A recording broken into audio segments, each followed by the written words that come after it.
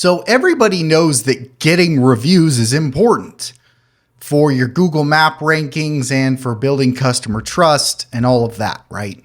But I think we don't talk about all the other pieces of reviews that can play a big part into your Google Map rankings and how being active with your reviews and coaching customers into leaving reviews specific ways can have another level of impact on your Google Map rankings on top of just getting the reviews. So let's talk about some of these ways that you can use reviews and kind of up level what you're doing with reviews to rank higher, which is really in the end what we want to do, right? Everything that I want to do here is going to be based on that. So let's talk about these. And then I'll probably add some of the kind of misconceptions that still you might want to apply. So number one is the text in the review. Now, that means what customers put in the review can likely have a positive impact on your rankings, especially for the words, phrases, and phrases and cities that they put into the text. So if you're a roofer, right, when somebody leaves a review, thank you for your hard work, it doesn't really give any information to Google to go off of, right, about you and your services and where you're located. But if somebody leaves you a review, hey, thank you so much to this company. You came out and replaced my roof. They did a great job. They were fast. They were the best. And they replaced my roof in Meridian, Idaho, right? That gives Google all this information, not about two things. One, services that you offer, right? So now Google has a little bit more trust that you do roofing services and that you do roofing replacement because that's in the review. And now they also have more trust that you did this, since you did this job in Meridian, Idaho, that you are a roofer who offers services in the city of Meridian, Idaho, right? So that builds a little more trust there that they can recommend you to customers for that service and that area. So that's number one, the text that you get a customer to write in the reviews. Okay. Number two is how quickly or that you are responding to reviews quickly. Okay.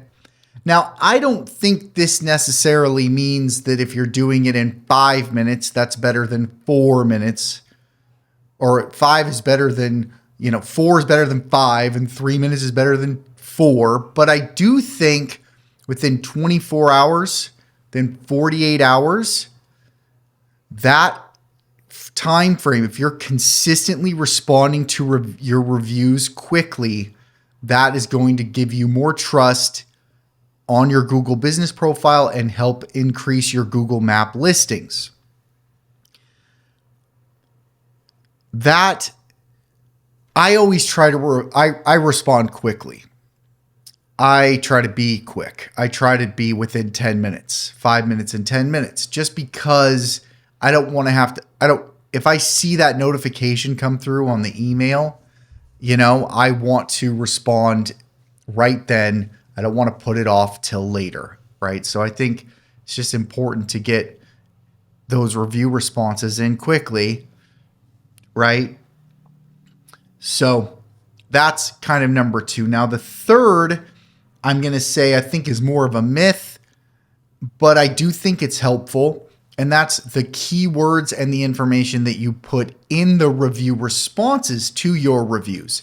So, and obviously anything that's easy to game, like anything where you can control the outcomes easily, I think is where Google wants to steer clear of using that, right? So if The difference on ranking was whether or not I put 5 keywords in my response, then everybody's going to put 5 keywords in their responses, right? So Google doesn't want that. But I do think that what you say in the review, you should put some kind of keyword, and a city. I think those are helpful. It could possibly be a ranking factor. It could play into the rankings factor. And more importantly, I think it's just good to respond to the review in a way that makes the customer feel good about the interaction. They see those, they get a notification on their end about that. So just, you want to take the time to write a good review response for the customer and for Google.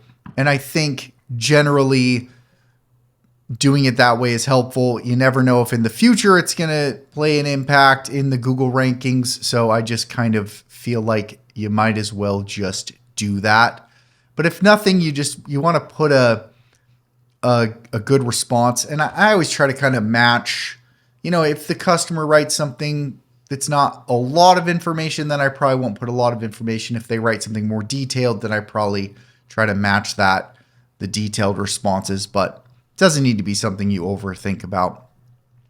And then it's just generally engagement. I think that's kind of the whole point of a lot of what we're talking about here, is that just being engaged on the Google business profile is going to help you build that trust. And it's a time game. Like, I think a lot of people want to start today and outrank their competition in a month, but it doesn't work that way with Google Maps. It's not like the search engine results, where if you have more authority, you're likely to rank and outrank, right? Because authority is not really the primary factor. It's this trust signal with Google in Google Maps, right? So it's about staying engaged and staying active over time. And the more you're engaged and active over time, the more trust you're going to build, and it's going to compound on top of each other, one brick at a time. So get involved with your Google business profile, get your customers to leave detailed reviews, respond to those reviews quickly, and then do that for a long period of time. You're going to see the benefit. All right, we'll see you tomorrow.